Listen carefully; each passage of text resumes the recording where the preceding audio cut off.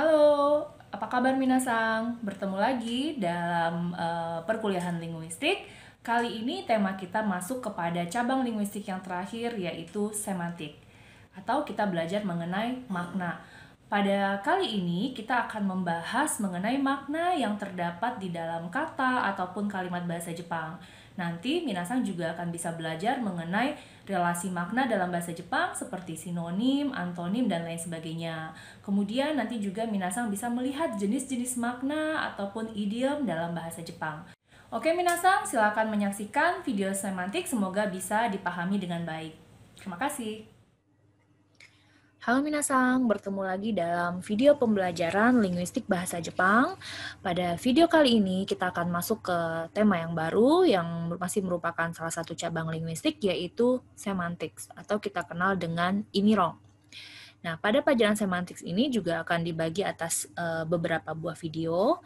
Untuk kali ini, kita akan melihat mengenai Imirong no Shokai atau Japanese Semantics Introduction. Jadi akan dijelaskan sekilas mengenai apa itu semantik dan juga nanti akan dilihat apa saja pembagian makna. Learning outcome pada pelajaran kita kali ini adalah memilih kata yang tepat untuk membuat suatu kalimat, kemudian agar kita mampu untuk bisa membaca bacaan intermediate bahasa Jepang dan menjawab pertanyaan yang berhubungan dengan makna dari bacaan tersebut. Pertama, kita akan melihat dulu imirong no teigi atau pengertian semantik, yang mana imirong to yuno wa tango to bunga arawasu imi o taisho to suru bunya. Jadi semantik adalah salah satu cabang linguistik yang mempelajari tentang makna dari kata atau kalimat. Imirong no hangi, jadi ruang lingkup semantik. Semantik juga memiliki beberapa ruang lingkup, atau apa saja sih yang dibahas di dalam semantik. Yang pertama itu ada mengenai go no hitotsu hitotsu no ini, makna kata satu persatu. Kemudian ada go no imi kanke, atau relasi makna. Kemudian ada ku no imi, atau makna frasa. Dan berikutnya ada bung no imi, atau makna kalimat. Pada rangkaian video semantik ini kita akan melihat beberapa dari ruang lingkup semantik. Berikutnya kita akan melihat imi no shurui, jenis makna. Jadi makna itu sebenarnya dibagi atas beberapa macam. Jadi Anda akan berbicara mengenai makna, misalnya makna satu kata, makna satu kalimat, itu bisa kita kelompokkan lagi atas beberapa macam. Di antaranya yang akan kita bahas yaitu yang pertama goiteki ini atau bumpoteki ini, yaitu makna secara leksikal dan makna secara gramatikal. Goiteki ini go no motomoto no imi atau original imi. Jadi adalah makna asli dari suatu kata. Dengan kata lain, goiteki ini bisa kita sebut juga dengan jishoteki imi atau makna secara kamus. Jadi makna kata sesuai dengan apa yang ada di kamus. Seperti kosakata kuruma dalam bahasa Jepang, jika kita lihat di kamus, kita akan menemukan arti dari leksikalnya yaitu mobil. Berikutnya sama juga dengan kosakata toke.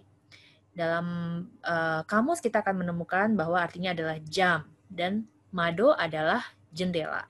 Jadi arti kata seperti inilah yang kita sebut dengan goiteki ini atau makna leksikal. Berikutnya adalah bumpoteki ini atau makna gramatikal. Go ga bunpo toshite imi o motteiru. Jadi kata itu memiliki makna secara gramatikal atau secara tata bahasa. Sebenarnya pada pelajaran morfologi dan pada pelajaran sintaksis kita juga sudah menyinggung mengenai makna gramatikal. Nah, pada semantik pun kita juga mengenal adanya makna gramatikal. Juga akan dibahas mengenai makna gramatikal. Seperti restoran de. Nah, pada frasa ini, de adalah makna gramatikal. Restoran adalah makna leksikal. Kenapa D dikatakan gramatikal? Karena D berfungsi untuk menunjukkan tempat. Adalah partikel yang berfungsi untuk menunjukkan tempat, yaitu di restoran. Begitu juga halnya dengan kata sifat isogashi. I di sini bisa mengalami perubahan, misalnya ketika dia menjadi bentuk lampau akan menjadi isogashi kata, atau ketika dia menyatakan negatif menjadi isogashi kunai. Nah, I ini mengalami perubahan, sehingga I pada akhir kata isogashi merupakan memiliki makna gramatikal. Begitu juga halnya dengan kata kerja taberu, ru juga akan mengalami perubahan, misalnya taberu, tabenai, tabeta. Nah, ini akan berubah sehingga ru juga dikatakan memiliki makna gramatikal. Misalnya, dalam bentuk kalimat watashi wa restoran de taberu. Kalau kita lihat kalimat ini, kita akan menemukan wa, de, dan ru adalah makna gramatikal. Nah, berikutnya kita akan melihat mengenai anji teki ini. Nih ya, ada ilustrasi berikut ini anji teki ini dan meiji teki ini. Apakah itu? Kita lihat penjelasan berikutnya. Meiji teki ini atau anji teki ini. Meiji teki ini kita menyebutnya dengan makna denotatif atau eksplisit, yaitu aru taisho no gutai teki na imi o arawasu. Makna sebenarnya dari suatu hal atau objek. Sementara anji teki ini atau makna konotatif atau implisit, hanashite mata wa kikite ga kangaeta koto ni taishite no hassei suru imi desu. Makna yang diasumsikan oleh si pembicara terhadap apa yang dipikirkan oleh lawan bicara.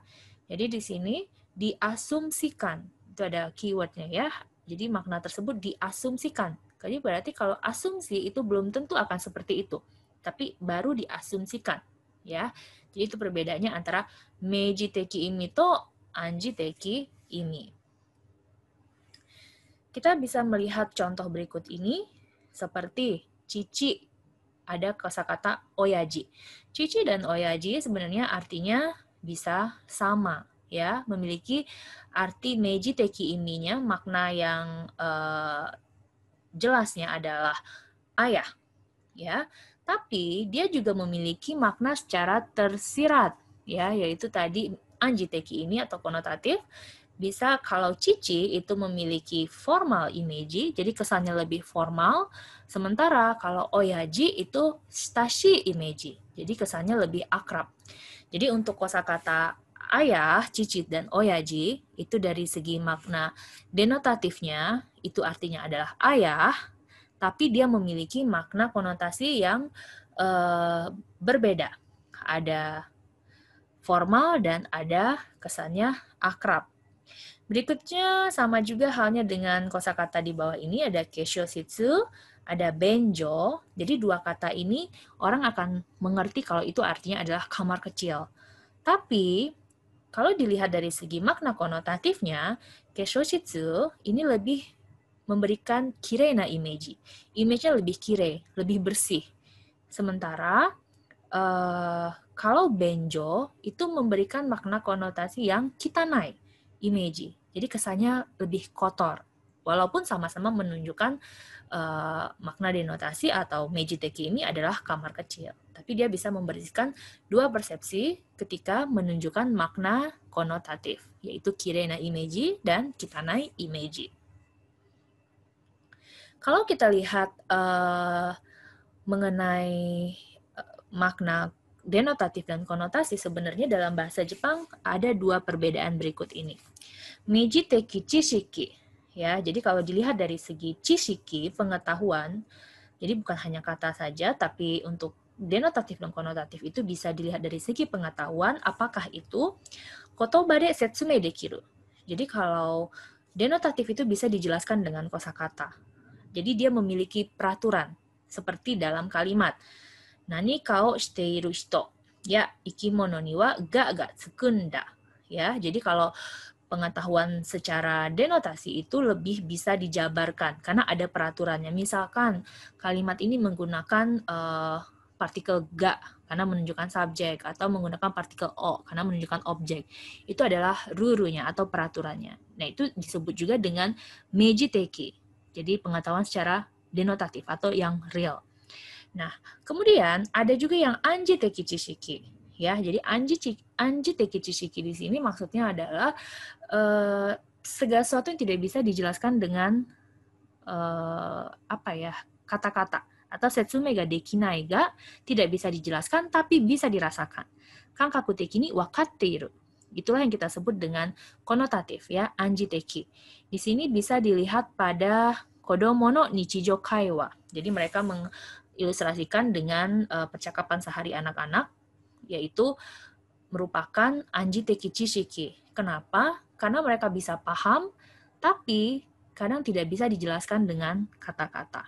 Jadi, untuk melihat denotatif dan konotatif tersebut, itu bukan hanya bisa melalui kata-kata saja, tapi juga bisa melalui cishiki atau pengetahuan, yang mana nanti dari konsep ini bisa diterapkan ke dalam pemakaian kalimat untuk menentukan jenis kalimat tersebut. Baiklah minasang, demikianlah penjelasan mengenai pengenalan terhadap semantik dan juga pembagian makna.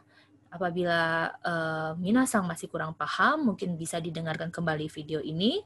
Untuk assignment, sebagai latihan, minasang bisa memberikan contoh makna leksikal dan gramatikal beserta penjelasannya.